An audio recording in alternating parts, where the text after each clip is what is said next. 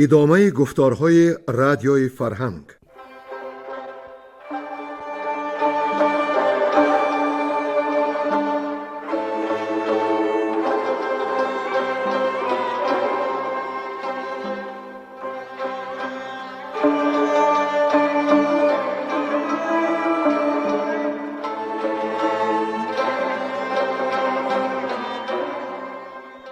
بسا رنج بردم در این سال سی، عجم زنده کردم بدین پارسی.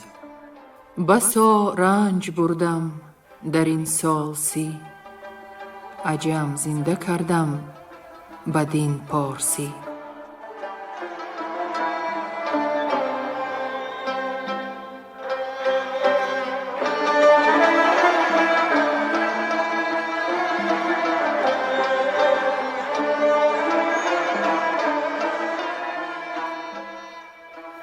شنونده های ارجمند، با توجه شما محفل ادبی از روی شاهنامه بیزوال ابوالقاسم فردوسی.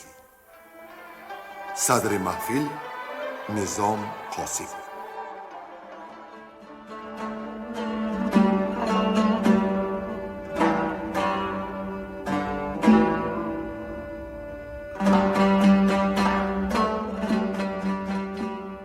گفتار پیشینمان را با شنونده های عزیز از آنجا آغاز کردیم که خسرو پرویز به مناسبت تاج شاهی بر سر نهادن بزم آراست و در آن بزم میان سپهبد رومی نیاتوس و لشکرکش ایرانی بیندوی که سرخوش بودند ناسازی سر زد. خسرو پرویز مریم را فرستاد تا آنها را آشتی دهد. آن زن خردمند بیندوی را نزد رومیان برد و نیاتوس را پند داد که پرخاش بیهوده است، ایرانی از دین خویش بر نمی گردد و به دین غیر نمی گرود. ولی خسرو و قیصر روم جام پیوندند و نباید این پیوند کند. پهلوانان این پند پذیرفتند و آشتی کردند. خسرو پرویز سپاهیان روم را هدیه‌های فراوان داد، شهرهایی را که نیاگانش از روم گرفته بودند برگرداند، به هر پاره از کشورش یک مهترش را سرور خواند و عدل و داد را بر تخت نشاند. در اینجا ناله پرسوز حکیم طوسی را بر مرگ پسر 37 ساله‌اش که در 65 سالگی شاعر درگذشته بود با هم شنیدیم. سپس گفتیم که بهرام چوبینه به درگاه خاقان چین رفت و پذیرایی گرمی یافت. مقاطوره نام سپهبد بود خاقان را که لشکر در اختیار داشت و از این رو با ناز و نیاز هر بامداد می آمد و 1000 دینار می خواست. بهرام حیران شد که چرا خاقان گنجش را چنین بیهوده به باد می دهد و اجازه خواست که آن بیخش را به خود بیارد. چون بامداد دیگر مقاطوره دینار خواهی آمد، خاقان با مصلحت بهرام او را خوش نپذیرفت و سپهبد برآشفت که این کار مهمان پارسی است.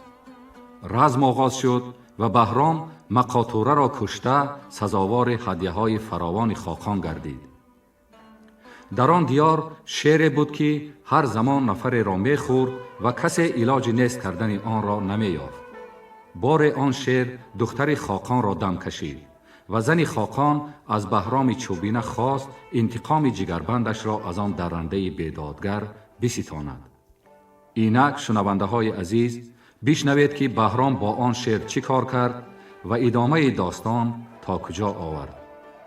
گوینده ها صباحت قاسم، نظر یزدانی، عبدالرشید خوجمقلوف، گلرخسار صفی، حاجی اسماعیل پیر محمدزاده و بنده.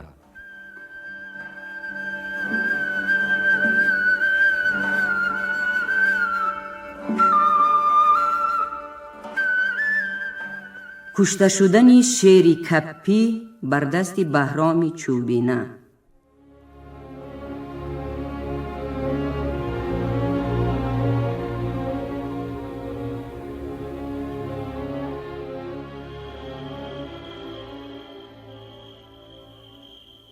چو پیدا شد از آسمان گرد ماه، شبی تیره بفشاند زلفی سیاه.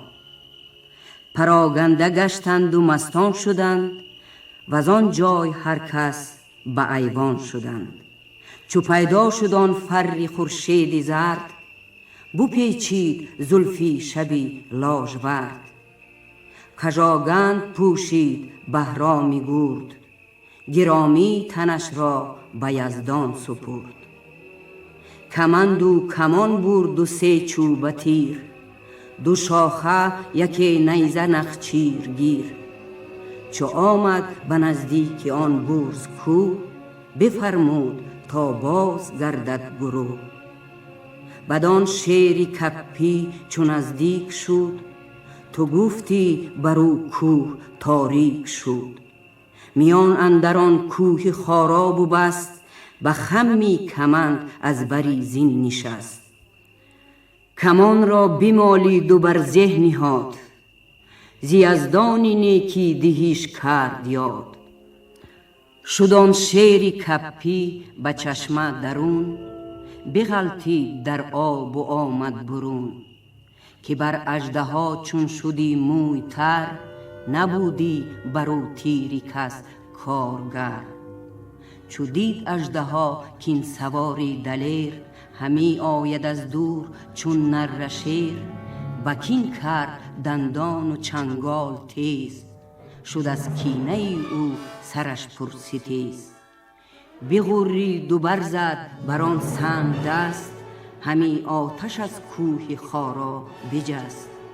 همی آمد آن اژدهای دژم، که بهرام را اندر آرد بدم. کمان را بمالید بهرامی گرد، به تیر از هوا روشنایی ببرد. خدنگی بینداخت شیری دلیر، تنی شیری کپی شد از جنگ سیر. دیگر تیر بهرام زد بر سرش، فرو ریخت چون آب خون از برش. همی دید نیروی آهنگ او، سه دیگر بزد تیر بر چنگ او. چهارم کشاد از میانش کمند، بجست از بری کوهساری بلند. بزد نیزه بر میانی دده، که شد سنگ خارا به خون آژده.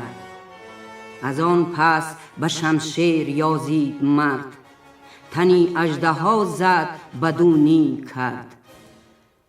سر از تنش ببرید و بفگند خار، وز آن پس فرود آمد از کوه سار.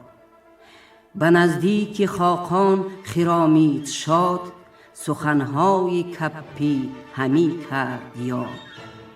در آن پیش خاقان و خاتون برفت، دنان و دمان تا سری کوه تفت.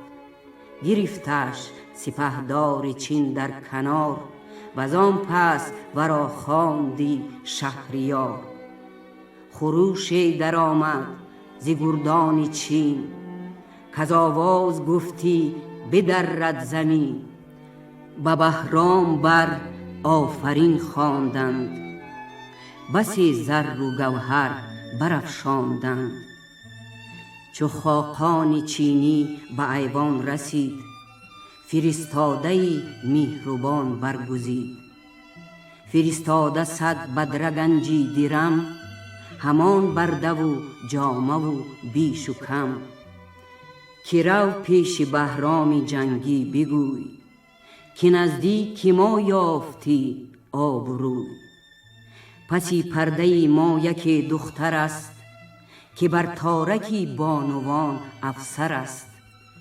کنون گر بخواهی ز من دخترم، سپارم به تو لشکر و کشورم. بدو گفت بهرام بار رواست، جهاندار بر بندگان پادشاست. بفرمود تا پیش او شد دبیر، نبشتند منشور او بر حریر. و بهرام داد آن زمان دخترش، به فرمان او شد همه کشورش. بر آیین چین خلعت آراستند، فراوان کلاه و کمر خواستند. بدو گفت هر کس کز ایران سر است، ببخش این مرو را که را در خور است. جز از خورد و داد و شکارش نبود، غمی گردشی روزگارش نبود. بزرگان چینی به گردش فراز، به بهرام یلداشتندی نیاز. همه چین همی گفت ما بنده ایم، ز بهری تو اندر جهان زنده ایم.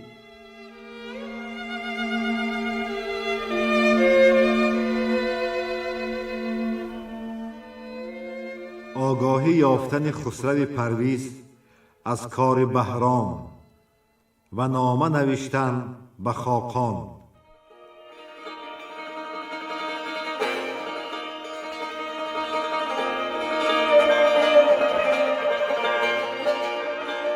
همی خورد بهرام و بخشی چیز، برو هر کس آفرین کرد نیز.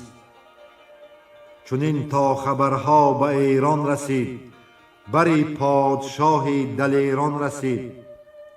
که بهرام را پادشاهی و گنج، از آن تو بیش است نابرده رنج. پر از درد شد شه ز تیمار او، دلش گشت پیچان ز کردار او. همی رای زد با بزرگان به هم، بسی گفت و انداخت بر بیش و کم.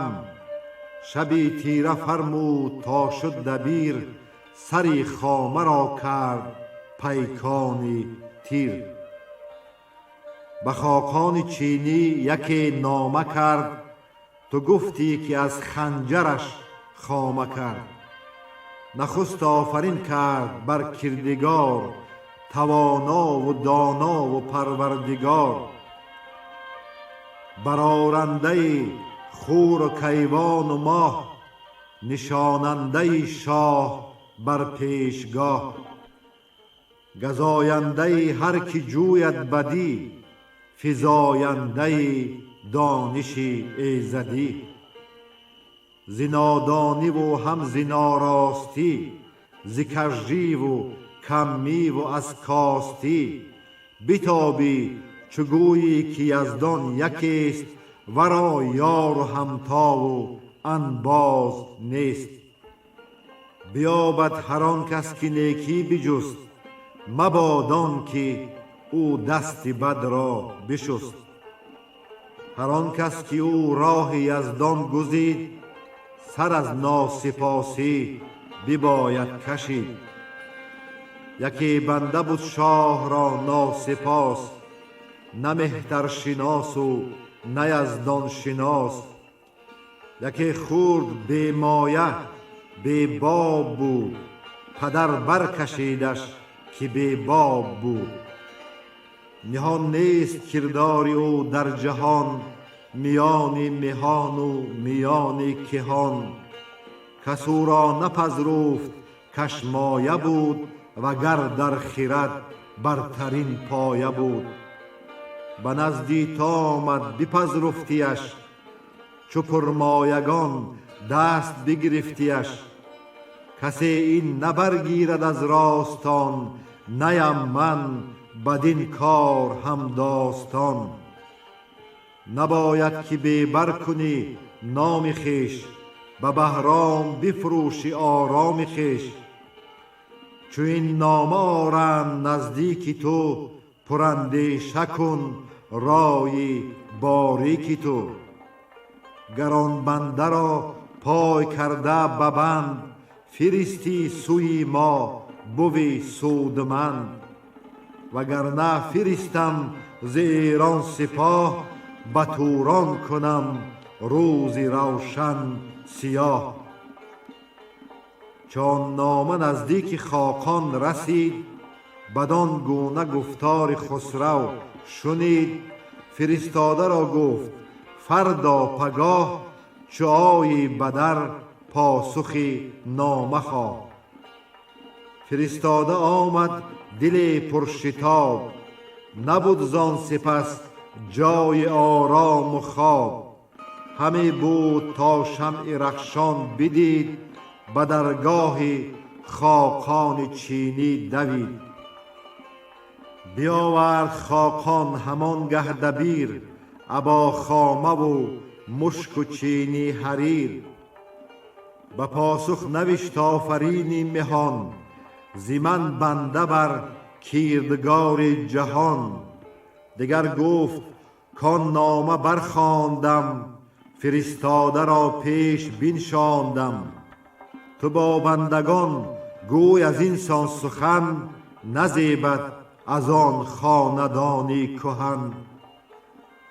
که را ندانند یک سر ز مه، نه مه را نشانند بر جای که. همه چین و توران سراسر مراست، به هیتال بر نیز افسر مراست. نیم تا بودم مرد پیمان شکن، تو با من چنین داستان را مزن. چو من دست بهرام گیرم به دست، وز آن پس به عهد اندر آرم شکست. نخواند مرا مردم از آب پاک، جز از پاک یزدان مرا نیست باک. تو را گر بزرگی بیفزایدی، خرد باشدی بیشتر شایدی.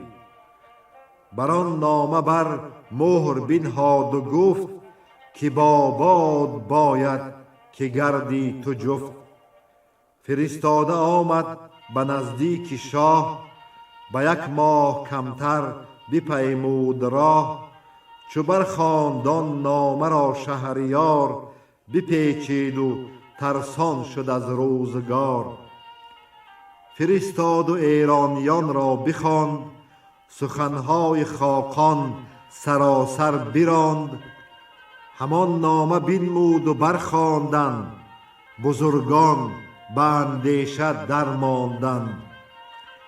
چنین یافت پاسخ از ایرانیان، که ای فری اورند و تاج کیان. چنین کارها بر دل آسان مگیر، یکی رای زن با خردمند پیر. به نامه چنین کار ناید ببون، مکن تیره آن شمع فری کهن. گزین کن از ایران یکی مرد پیر، خردمند و گویا و گرد و دبیر. کزی در به نزدیک خاقان شود، سخن گوید و رای او بشنود. بگوید که بهرام روزی نخست، کی بود و پس از پهلوانی چی جست. همه بود تا کار او گشت راست، خداوند را زان سپس بنده خواست. چون نیکو نگردد به یک ماه کار، بماند به سالی کشد روزگار. چو بهرام داماد خاقان بود، از او بد سرودن نه آسان بود. به چربی سخن گفت باید بسی، نهانی نباید که داند کسی.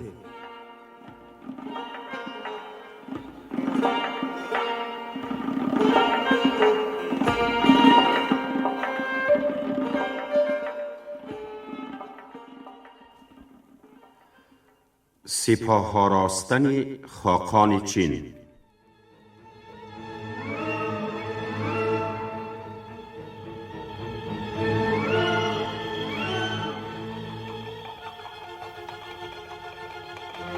از آن پس چو بشنید بهرامی گرد، کز ایران به خاقان کسی نامه برد. بیامد دمان پیش خاقان چین، بدو گفت کی مهتری بافرین. شنیدم که آن ریمنی بدهنر، همی نامه سازد یک اندر دگر. سپاه دلاور ز چین برگزین، بدان تا تو را گردد ایران زمین. بگیرم به شمشیر ایران و روم، تو را شاه خوانم بدان مرز و بوم. به نامی تو با پاسبانان به شب، به ایران زمین برکشایند لب. ببرم سری خسروی بدهنر، که نه پای بادا از ایشان نه سر. چو من کهتری را ببندم میان، زبون برکنم تخم ساسانیان. چو بشنید خاقان پراندیشه گشت، ورا در دل اندیشه چون بیشه گشت. بخواند آن کسانی که بودند پیر، سخنگو و داننده و یادگیر. بدیشان بگفت آنچه بهرام گفت، همه رازها برگشاد از نهفت. چنین یافت پاسخ ز فرزانگان، ز خویشان نزدیک و بیگانگان. که کاری است این خوار و دشوار نیز، که بر تخم ساسان پر آمد قفیز.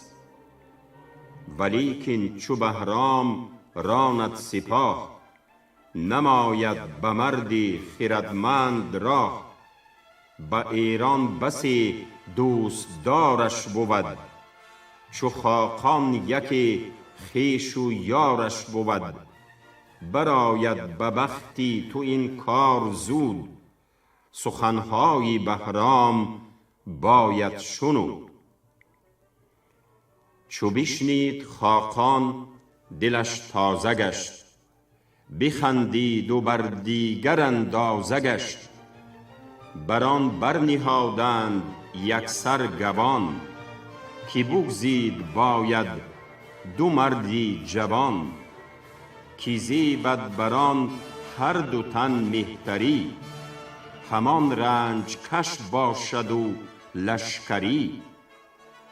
به چین اندرون بود حسنوی نام، دیگر سرکشی بود زنگوی نام.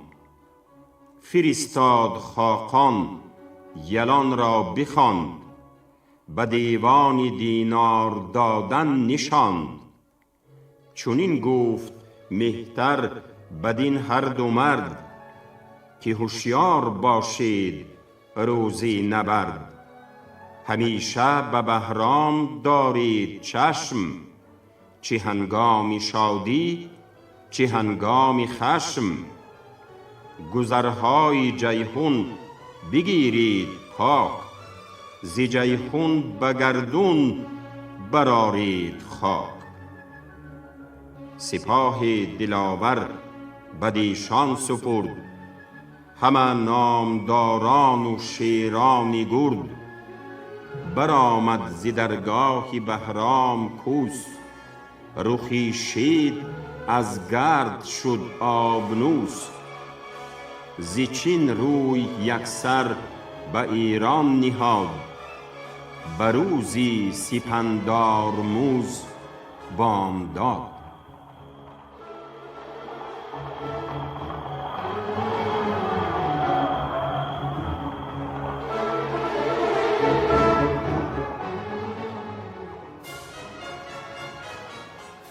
فرستادن خسرو خراد برزین را به نزد خاقان و چاره کردن او از کشتن بهرام چوبینه را.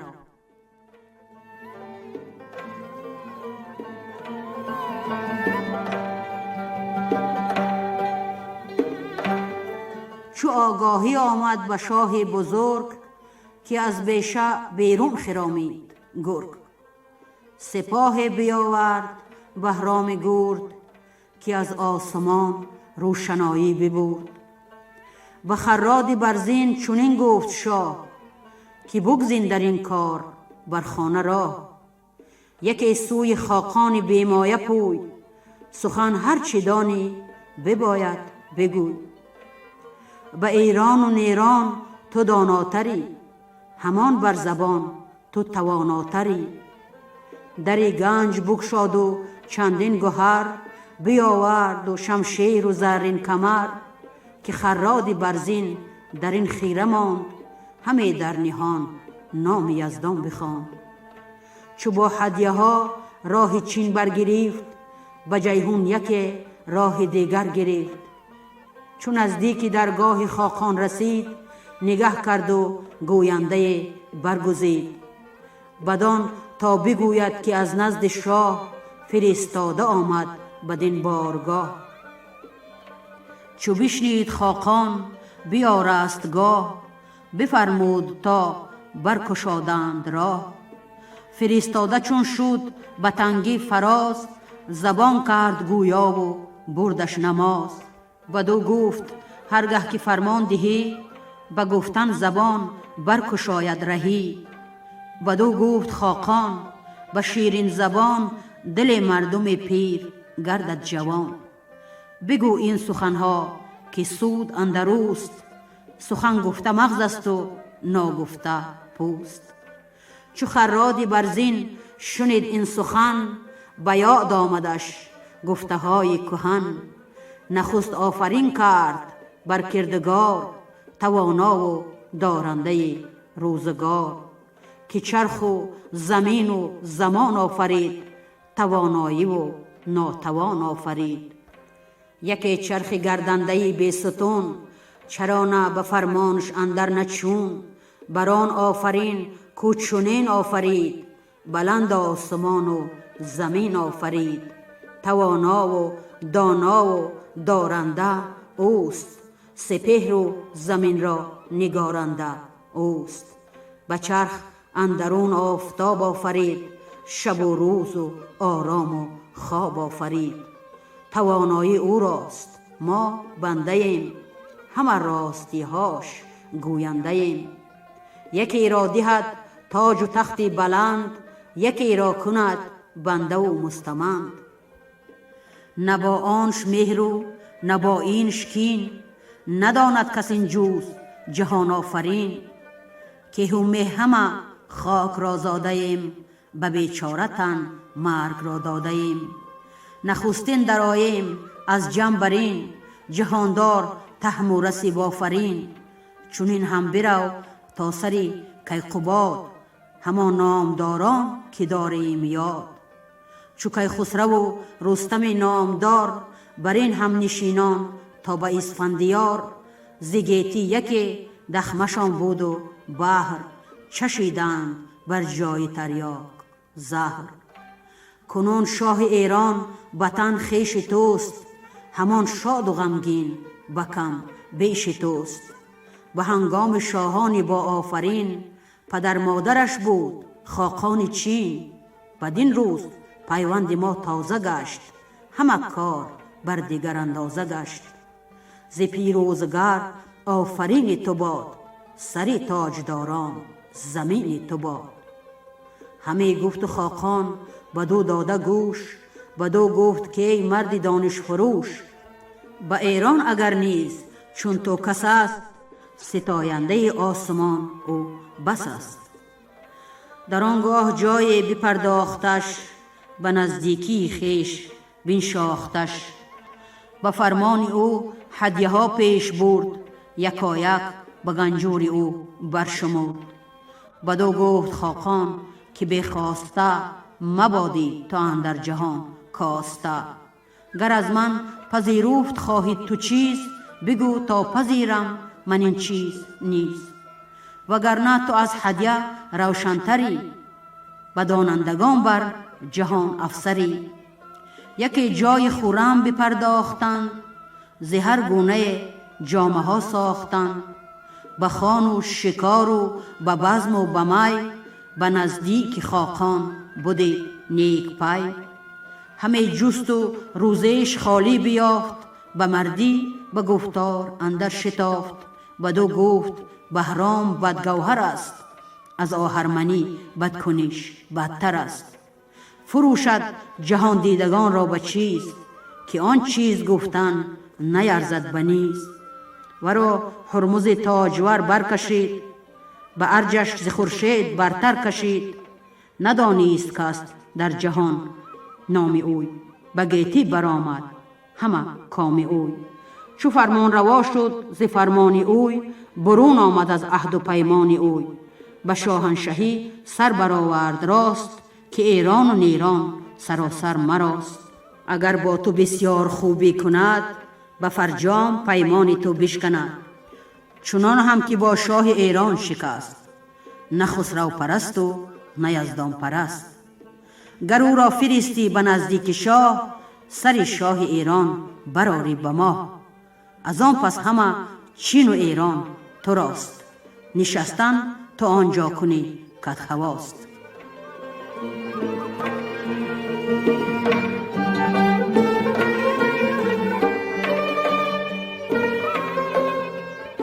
چو خاقان شنید این سخن خیره گشت، چو چشمش ز دیدار او تیره گشت. بدو گفت از این سان سخنها مگوی، که تیره کنی نزد ما آبروی. نیم من بداندیش و پیمان شکن، که پیمان شکن خاک یابد کفن. چو بشنید خراد برزین سخن، بدانست کان تازگی شد کهن. به خاقان چنین گفت که شه نژاد، بدین سان سخنها چه آری بیاد. تو را شاه بهتر ز چوبینه است، که شاهد یکی خویش دیرینه است. به خراد خاقان دیگر بار گفت، که این راز بیرون کنم از نهفت. اگر قیصری روم پیمان شکست، ابا خسرو آنگه که پیمان ببست. مرا نیز شاید که چونان کنم، ابا گرد بهرام دستان کنم. مرا همچو خسرو هزاران رهیست، همم گوهر از مایه فرهیست. نیازرد شاه تو را شاه روم، سپردش ورا لشکر و گنج و بوم. چو بهرام جنگی که از جنگ اوی، به دفتر نویسند فرهنگ اوی. مرا هست داماد و آرزم جوی، چگونه کشم سر ز پیمان اوی.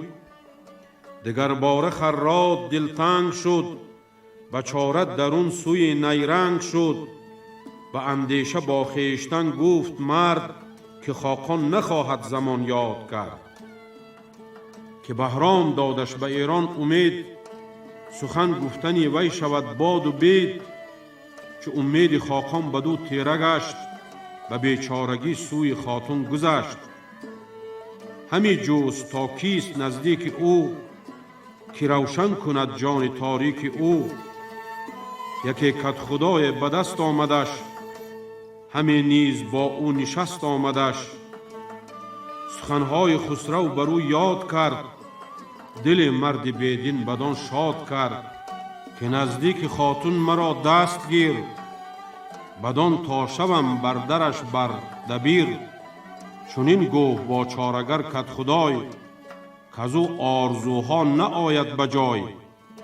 که بهرام چوبینه داماد اوست، و زوی است بهرام را مغز و پوست.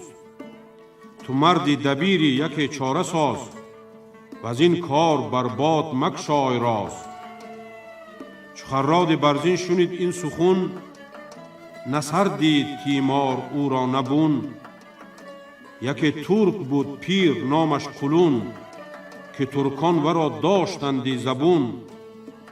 همه پوستین بود پوشیدنش، ز کشک و ز ارزم بودی خوردنش. مقاطوره چون گشت کشته بزار، ابر دست بهرام آن روزگار. کلون را دل از درد جوشان بودی، شب و روز از غم خروشان بودی. بطن نیز خویشی مقاطوره بود، دلش بود ز بهرام پر درد و دود. همیشه به دل داشتی کین اوی، زبان را نبستی ز نفرین اوی. فرستاد خراد و او را بخواند، بدان نامور جایگاهش نشاند. مرو را درم داد و دینار داد، همان پوشش و خورد بسیار داد. چو بر خوان نشستی ورا خواندی، بر این نامدارانش بنشاندی.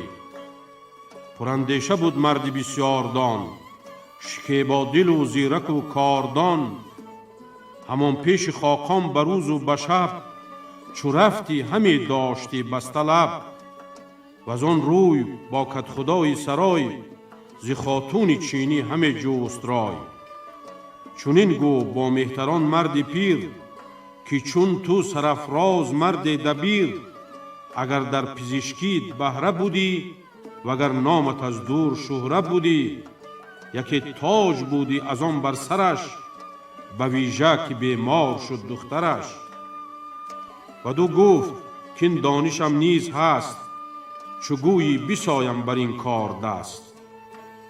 بشد پیش خاتون دوان کد خدای، که دانا پزشک نو آمد بجای.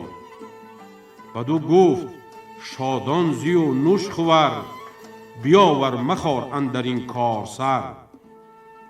بیامد به خراد برزین بگفت، که این راز باید که داری نهفت.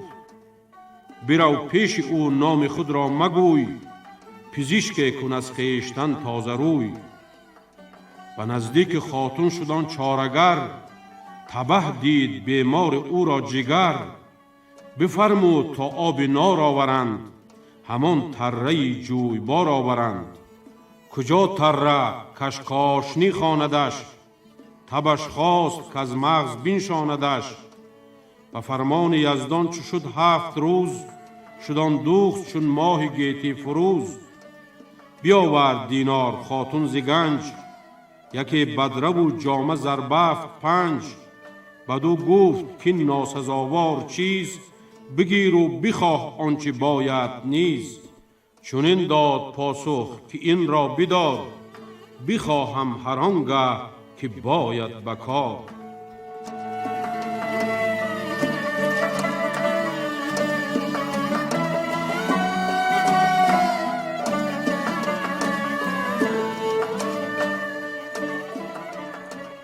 فرستادن خراد برزین قولون را به نزد بهرام چوبینه.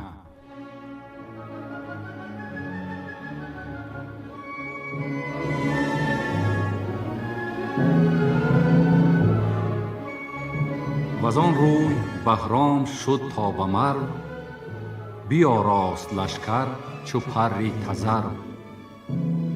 کس آمد به خاقان که از ترک و چین، نمان تا کس آید به ایران زمین.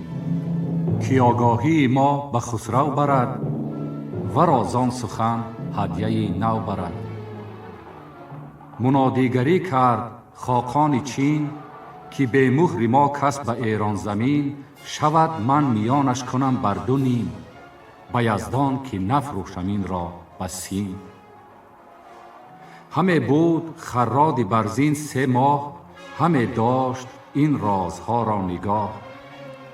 به تنگی دل اندر قولون را بخواند، بدان نامور جایگاهش نشاند. بدو گفت دانی که کس در جهان، ندارد دلی بیغم اندر نهان. تو نان جو و ارزن و پوستین، فراوان بجستی ز هر کس به چین. کنون خوردنی ها نان و بره، همان پوششت جامه های سره. چنان بود یک چند و اکنون چنین، چی نفرین شنیدی و چی آفرین. کنون روزگاری تو بر سر گذشت، بس روز و شب دیدی و کوه و دشت. یک کار دارم تو را بیمناک، اگر تخت یابی اگر تیره خاک. ستانم یک مهر خاقان چین، چنان رو که اندر نوردی زمین. به نزدیک بهرام باید شدن، به مروت فراوان بباید بودن. بپوشی همان پوستین سیاه، یک کار بیستان تو با خود براه. نگه دار آن ماه بهرام روز، برو تا دری مرد گیتی فروز. و آن روز را شوم دارد به فال، نگه داشتستیم بسیار سال. نخواهد که انبوه باشد برش، به دیبای چینی بپوشد برش. چنین گوی که از دخت خاتون پیام، رسانم بدین مهتری شادکام. همین کار در آستین برهنه، همه دار تا خواندد یک تنه. چون نزدیک چوبینه آیی فراز، چنین گوی کان دختری سرفراز. مرا گفت چون راز گویی به گوش، سخنها ز بیگانه مردم بپوش. چو گوید چی راز است با من بگوی، تو بیشتاب و نزدیک بهرام پوی. بزن کار نافش سراسر بدر، وزان پس بجه گر بیابی گذر. هر آن کس که آواز او بشنود، ز پیش سپهبد به آخر دود. یکی سوی فرش و یکی سوی گنج، نیاید ز کشتن بر روی تو رنج. وگر خود کشندت جهان دیده ای، همه نیک و بدها پسندیده ای. همانا به تو کس نپردازده، که با تو بدانگه بدی سازده. گریدون که یابی ز کشتن رها، جهان را خریدی و دادی بها. تو را شاه پیروز شهر دهد، همان از جهان نیز بهر دهد. چنین گفت با مرد دانا قلون، که اکنون نباید مرا رهنمون. همانا مرا سال بر 100 رسید، به بیچارگی چند خواهم کشید. فدای تو بادا تن و جان من، به بیچارگی بر تو بود نان من. چو بشنید خراد برزین دوید، از آن خانه تا پیش خاتون رسید.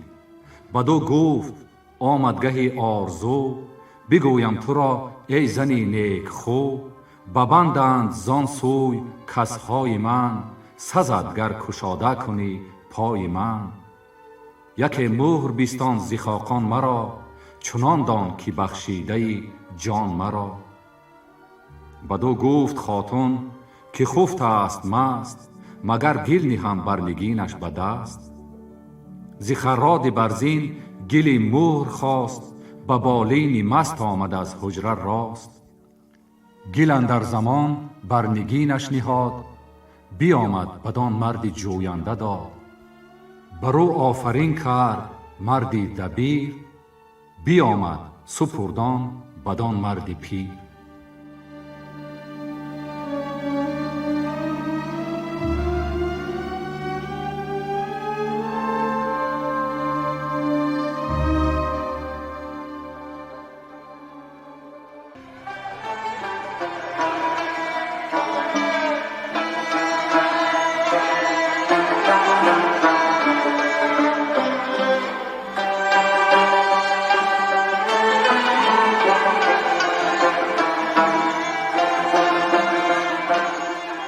شما محفل ادبی را از روی شاهنامه بیزوال ابوالقاسم فردوسی شنیدید.